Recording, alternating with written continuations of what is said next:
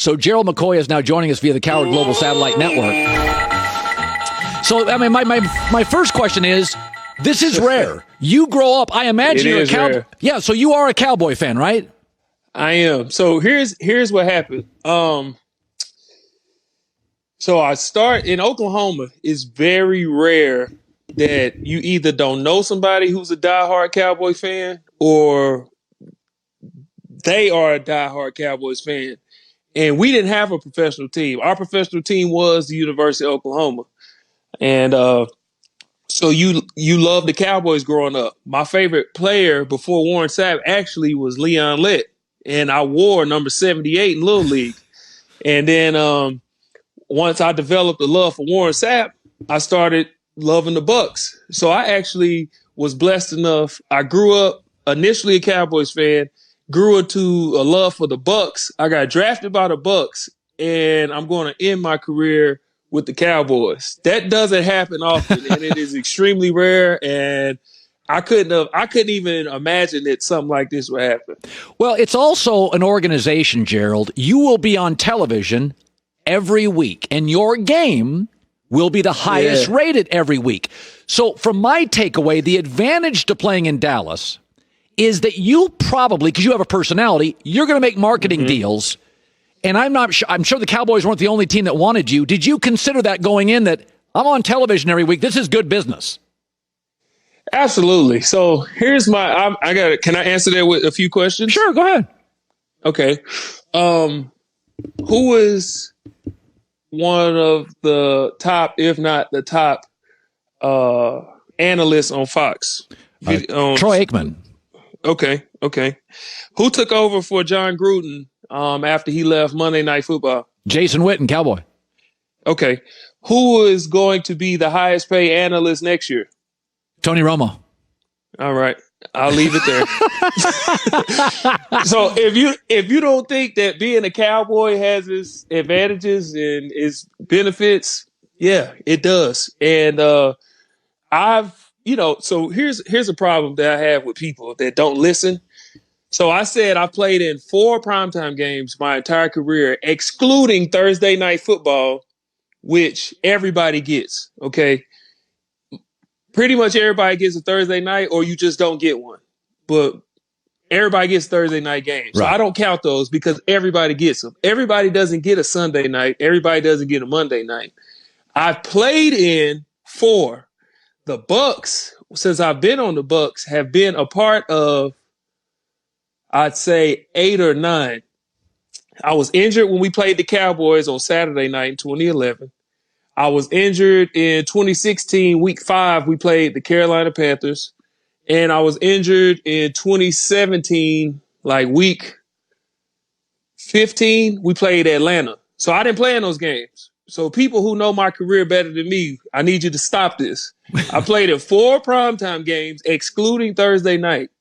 So playing for the Dallas Cowboys and getting an opportunity to play in 5 this year alone is exciting for me. You know, and like I said, growing up a Cowboys fan, you watch the Cowboys on Thanksgiving. Right. One of the first things my dad and I discussed is, he said, son, do you realize you can be playing on Thanksgiving? I said, God willing, I'm healthy. Yes, I will be. Well, you know, it's interesting because Jerry Jones has always been pro player. He'll pay players. Absolutely. Dak will eventually get his money, either franchise tag or contract. He'll get his money. But did you negotiate with Jerry? Did you talk to Jerry? And I'd like to know what that discussion was like because he's a different cat. No, I actually didn't. You know, I let my agent do all the talking. I actually spoke with Jerry the first time. It was the night of the draft or the night before the draft. I believe it's the night of the draft. And, you know, I've spoken with him before at the Pro Bowl, and I've got to meet him and talk to him before. And he is very interesting.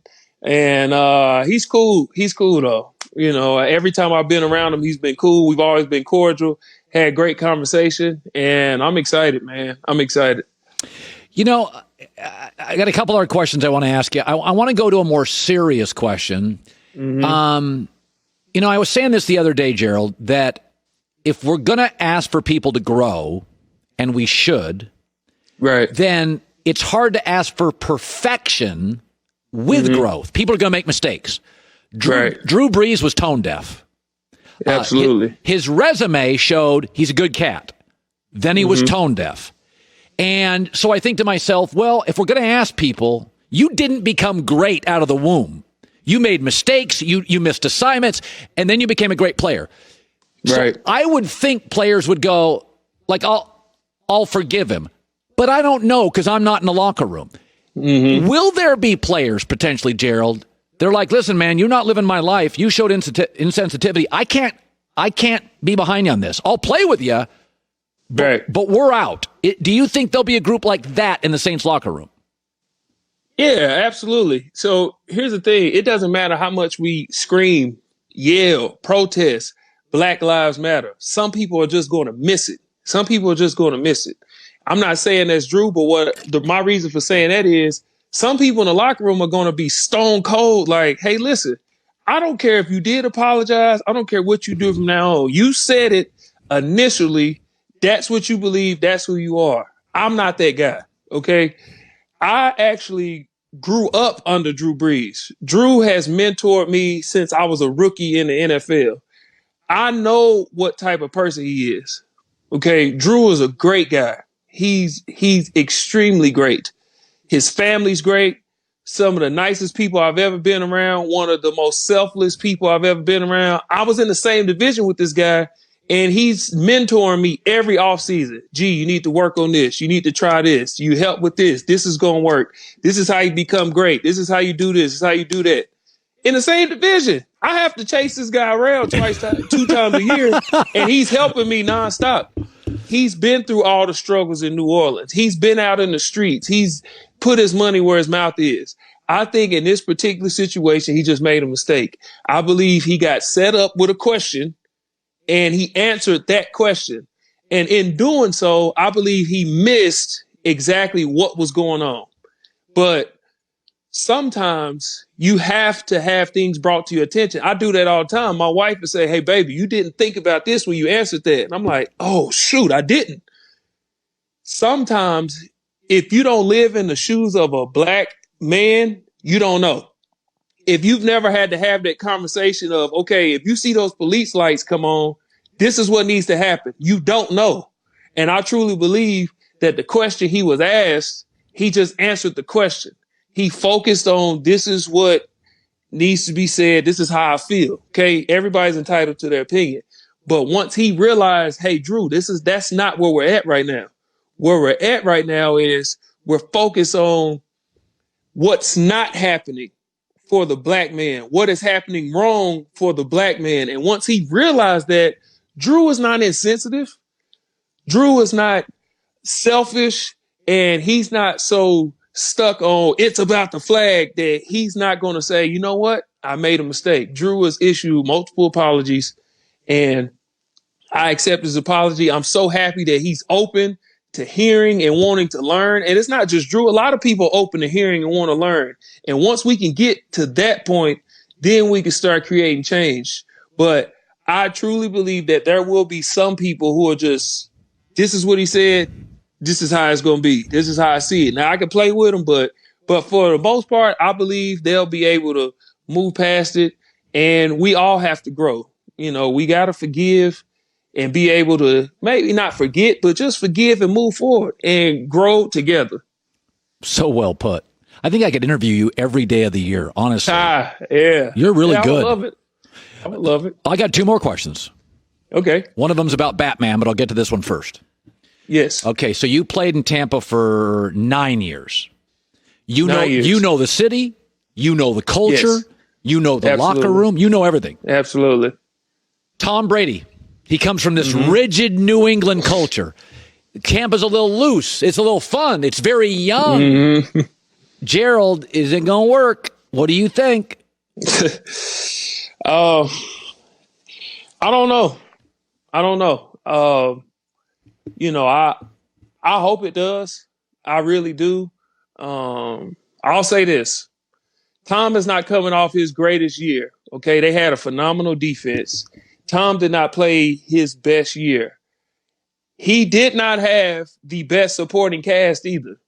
Like I'm not going to let that people forget that his supporting cast was not what it has been in the past. And I know, you hear Shannon Sharp always say, this guy, if you looked at the dictionary, if it says do more with less, you should see Tom Brady. Yes, but that's younger Tom Brady where he wasn't older, and his arm was still strong and, his body was still up to par.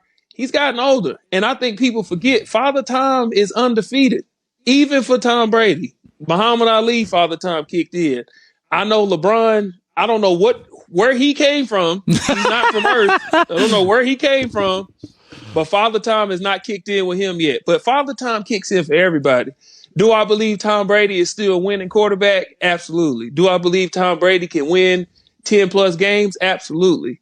Is it yet to be seen? I don't know. For me, I'm a lifelong Bucs fan. Okay.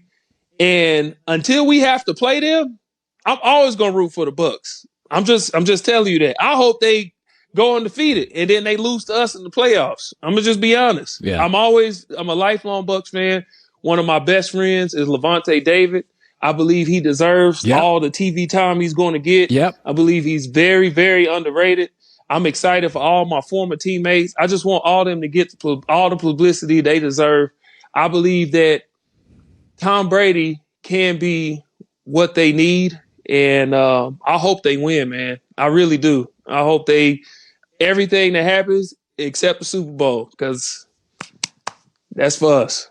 Finally, I grew up as a kid as a Batman fan over Superman. And I don't know why it was. There was a TV show, Batman, in the 70s I watched. Robin I thought was useless, but I was more of a Batman guy. I think it was the cave.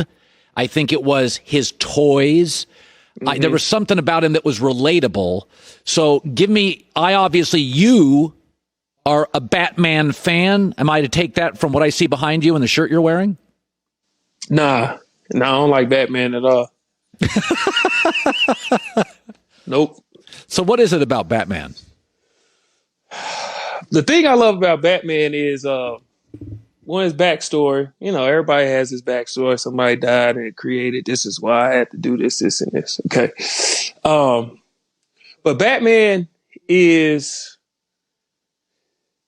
what he does is he's an ordinary guy who went and got some training, trained his butt off to be who he is. And all he is the most prepared in every situation. He's the smartest in every situation, and he outworks everybody he goes against every situation. And I can relate to that. I was asked on Hard Knocks, if you had to pick a superhero, who would you be? And I said Batman, because that's me. If you go look at my combine numbers, if you didn't put a name next to it and you just put the numbers down, you would never say, oh yeah, that's Gerald McCoy's numbers, because it's just average numbers. Okay, I've never been the fastest, never been the strongest, never been the most athletic, but I've always been blessed enough to get the job done. And it's because I'm a technician. I work dangerously at my technique. I study like a son of a gun, and you'd be hard pressed to find somebody who outworks me. And if I'm the most prepared, I work the hardest, and I work to be the smartest in every situation, it's going to help me in the long run. And I believe that's who Batman has always been. And then on top of that, Batman's just dope. His suit, his cave, his gadgets, everything. Batman have a suit for everything. I was watching a Batman movie. It was a Justice League movie, animated film. And I believe it was Justice League War or War of Two Worlds, one of those. And two Earths, and they were going to outer space, and they tried to leave Batman, and he looking like, why y'all think y'all gonna leave me? And out comes Batman in this space suit with the bat emblem on the front, and I'm like, this dude, he has a suit for everything. And Superman, he's cool. But Superman is like, he got all these powers. It's either I'm stronger than you or I'm not. Okay, if this guy's super strong, okay, let's get Superman. If we got a power we can't maintain, let's get Superman. It's never like really a challenge for Superman. Right. Batman always has a challenge. He's always got people he has to outthink. The Joker's highly and listen, I will argue with anybody that Batman has the best list of villains. Period. The only person I think you can argue is Spider-Man, but just the Joker alone separates him from everybody. Yeah. He's the greatest villain in history. Yeah. So I'm just saying. No argument from me, Gerald McCoy. Can you imagine I'm just saying. Sitting down with your family for dinner? The conversations must be unbelievable. You are one. No, it's not. I don't let anybody out-talk me about Batman or Superman or any of that. Now, we talking about other stuff? Yeah, absolutely, because my wife is 10 times smarter than I am. So sometimes I'll be thinking my conversation is good, and she say one thing, and I'm like, just be quiet for me the rest of dinner. Joy is nodding. She's like, yeah, that's the way it should work. Joy is like, yeah. It is. My wife, man, I'll be thinking I know something, and then she'll say something like, yeah, but did you think of this? I'm like, dang, I didn't think of it. Yeah. But then I always have to come up with an excuse of why I didn't think of it, but whatever. You are welcome on this show anytime you want to come on, man. You're Absolutely. Man. Hey, you know what? Thank you so much. Listen, here's my last message to everybody. In this time where we are seeking justice for George Floyd, and there's a lot of protests and a lot of different things going on, man. One message I would like to put out to people is let's keep spreading the love. Okay, I was preaching this message during, still, when COVID first hit, it was, what would you say to the people? Hey, spread love, because something like this can happen out of nowhere. Look at what happened. Nobody would have thought when Anthony Davis signed the Lakers and we was thinking about, okay, NBA offseason, NBA free agency, and all these great signings. We were talking about, wow, this is going to be arguably the greatest season ever. That was the discussion. Fast forward a couple months, we don't even have a season. So anything can happen in life. My point of saying that is what we need to do, man, is work on spreading more love to each other, man.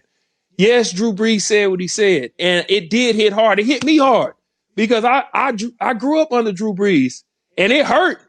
But now he understands. Now he's seeing it. Now he's made a point of his to create change. He went right at the president. That's not easy to do. He did it, though. And now we need to start spreading love, man. There's not enough love in the world.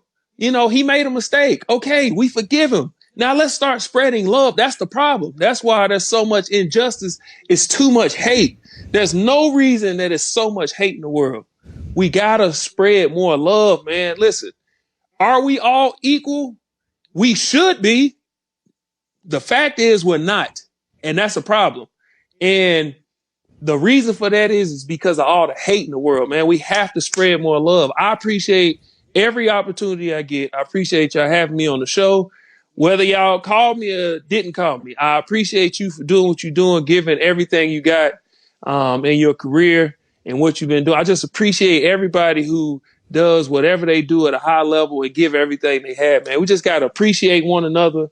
Everybody is out here with a dream, and we want to see our dreams come true, man. We got to stop hating on each other so much. It's not about color. Just appreciate one another, man. Let's spread more love. That's my message. We need to spread more love, man. Because we were looking like, dang, no NBA season. What are we going to do?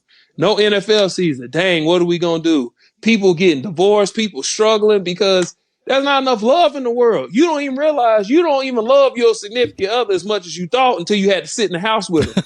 Now, see, I'm serious. Yeah. Me and my wife, we looking at all these different people like, dang, what's everybody struggling for? Like, why y'all having such a hard time being around your own family? My family, we've been loving this time together. We've been all working out. Everybody losing weight. I'm losing weight. My wife losing weight. All my kids losing weight. We just finding a way to come closer as a family. Now everybody needs to do it as a people, man. We just need to come together, spread more love, man, and just enjoy life because COVID took a lot of people out, man. A lot of unexpected deaths happened because of this. It's just a lot of hate, and you never know what can happen in the world. So we just need to spread more love and make the most of every moment. And if you have any quarrels, any issues, any arguments, any beefs with anybody, man, squash them because anything can happen. Just let's spread love. Well said. What a unbelievable last 30 minutes. 25 minutes with Gerald McCoy. Thank you, man. Yeah, absolutely, man. God bless you guys. I really appreciate y'all having me on. Thank you so much. All right, great stuff, Gerald McCoy. Hi, everybody. Thanks for watching. Subscribe here to get the latest from the show. Also, be sure to check out more of the best clips from The Herd or go watch a few segments from other shows on FS1.